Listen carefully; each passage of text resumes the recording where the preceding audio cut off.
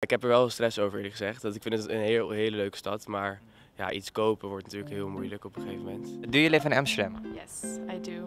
And how much do you pay per month? I pay all-inclusive €820. Almost 1,100. 810. 1000 per person. €900 a month. €700.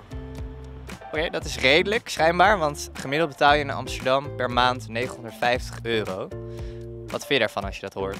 Ja, veel te duur natuurlijk. I think that's way too much money to be paying as a student for rent. I think it's insane. That's rather expensive compared to other cities in Europe for sure. But I love Amsterdam and I think it's worth the price. Dat is echt belachelijk. Zo kan je gewoon het niet echt inclusief maken om in de stad te wonen. How do you pay 900 a month? I'm lucky enough to have my parents paying for it. I have some life savings. My parents support me. I'm lucky I'm getting supported from my parents as well, because otherwise I think it's quite impossible to do that. It's very expensive, but I didn't really have a choice. Do you think studying in Amsterdam is becoming something for the elite because it's so expensive?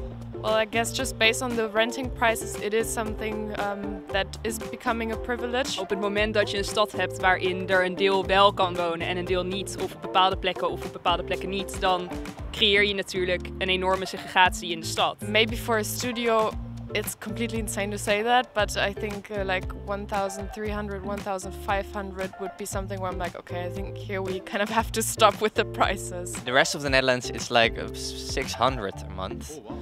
Yeah, it's a big difference, right? What do you think of that? Well, that's kind of fair. There's market, demand and supply, and in Amsterdam the demand is crazy high. University life here is worth it. The student life, the average quality of the life is perfect here. I moved from Russia, so I can say for sure that's the perfect place for living. Ik denk dat het als het zo doorgaat, het alleen maar erger gaat worden. En dat het ook minder een stad gaat worden waar mensen in willen wonen. Op het moment dat er alleen maar mensen wonen die bizarre huurprijzen betalen. Vrees je wel dat het in de toekomst überhaupt lastiger wordt om in Amsterdam te blijven wonen? Denk je dat dat mogelijk is voor jezelf?